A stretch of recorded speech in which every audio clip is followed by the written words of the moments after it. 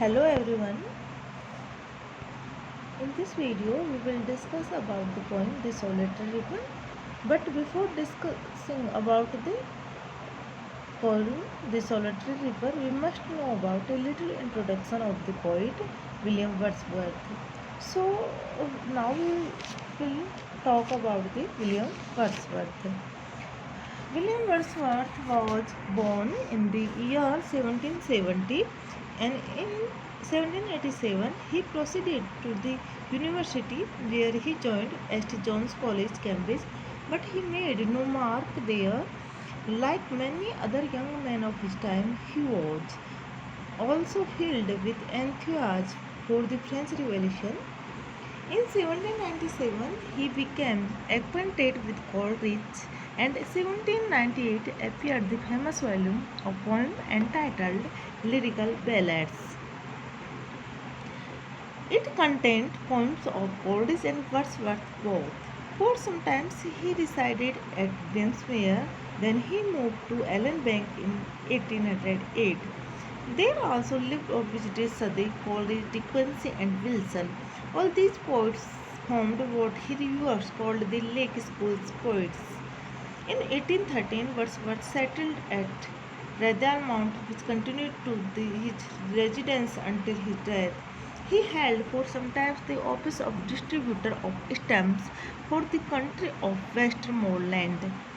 In 1843, he was made poet laureate, and he is the greatest poet of nature. In the English language, his most famous poems are The Excursion, The Prelude, Ode on the Intimation of Immortality, and Sonnets.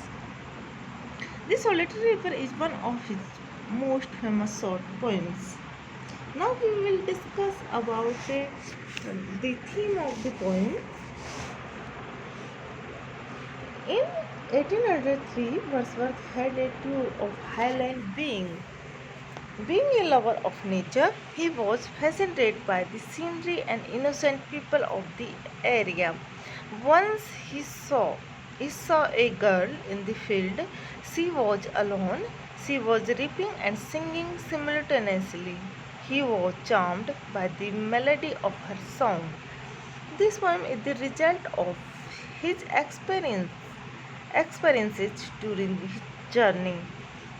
He composed this poem in 1805. It was published in 1807. The poem is characterized by romantic images, sweet music, melancholy atmosphere, and simplicity and sweetness of verse. The poem is remarkable for the far-reaching quality of poetic Scotland with his sister Dorothy in August 1803. As Dorothy Wordsworth notes in her diary, such solitary women reaping in remote fields were often encountered by them.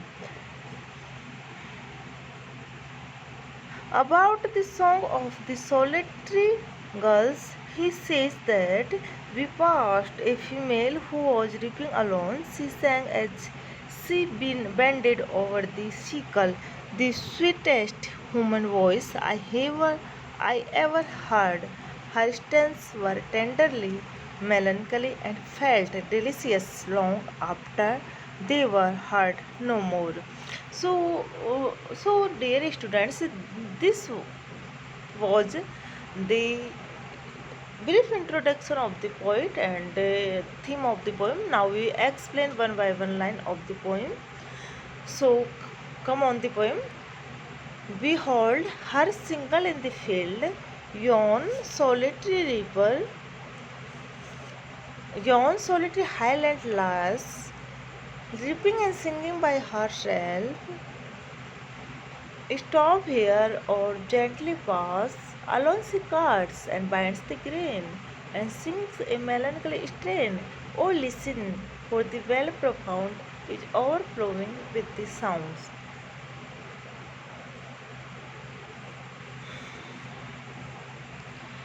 In these lines, the poet sees a Highland girl.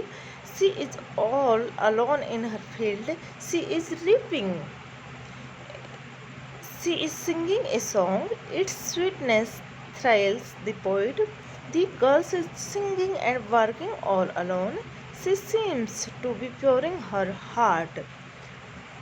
The poet looks at the Highland girl who is standing all alone in the field. She is cutting the corn and singing by herself, reaping and singing by herself. Stop here or gentle pass. And he addresses her sister, his sister Dorothy Wordsworth, and says that stop here and listen. This girl gently. Alone she cuts and binds the grain and sings a melancholy strain. Oh, listen, for the well profound is overflowing with this sound. And he says his sister that to stop here and listen to her music and quietly pass without disturbing her in her song. He forbids to make any noise while walking. He forbids to disturb in her singing lest she should stop singing. The poet makes an earnest request to listen to her sweet song. The whole valley seems to be flooded with her sweet enchanting music. Now we explain the second stanza of the poem. No nightingale did ever chant more welcome notes to weary bands of travels in some shady haunt among Arabian sands. A voice is so thrilling, never was heard. In springtime from the cuckoo bird, breaking the silence of the siege among the father hybrids. No nightingale did ever said. Here in these lines, the poet want to say that whenever when he sees the girl, the Highland girls, and listen her songs, he thinks that he never heard this type of sound, which is more melancholy and touch his heart. The Highland, he said that the music of the solitary girls is more sweetly than the music of the nightingale. More welcome notes to weary winds of travels in subshady haunts among Arabian sands. And he says that in the Arabian deserts there are oases where tired travels rest and the nightingale sings. A voice so thrilling never was heard in springtime from the cuckoo bird, breaking the silence of the siege among the further hybrids. And the poet says that in such magical surroundings, the music of the nightingale is sweet, but the music of the solitary reaper is sweeter. A cuckoo song singing in the silent seas near the Hebrides Island is not so sweet as this girl's music. The music of the nightingale and the cuckoo appears inferior to the girl's singing. Will no one tell me what she sings? Now we will explain next stanza. We will no one tell me what she sings. Perhaps the plaintive number flow for old, unhappy, far off things and battles long ago, or is it some more humble lay? Or is it some more humble lay, familiar matter of today, some natural sorrow, loss or pain that has been and may be again? In this stanza, the poet says that the girl's song sounds sweeter to the poets than a nightingale song sung to travels resting in an oasis in the deserts of Arabia. The, the girl is singing in her native tongue, Gaelic. The poet can't understand its meaning and work. He wants to know what she is singing about. He guesses that possibly the solitary reaper is singing of some old unhappy far off things or some battles fought in ancient times. Or perhaps her song is about some commonplace sad events of everyday occurrence. It may be that she is singing about some sorrow, loss or pain which occurred in the past and may happen again in future. Here in these lines, the poet guesses that the songs which is sung by which is singing by the girl is related to maybe battles which was fought in the ancient age, and maybe it is related to the incident or sad incident related to sad loss, pain and suffering of the common occurrence. Next stanza, whatever the theme, the maiden song, as if her song could have no ending. I saw her singing at her walk, and over the sickle bending, I listened, motionless and still, and as I mounted up the hill, the music in my heart I bore long after it was heard no more. In these lines, the poet says, whenever the poet couldn't understand the meaning, the theme of the girl's songs, he says, whatever the subject matter of her song, she went on singing as if her song would never finish.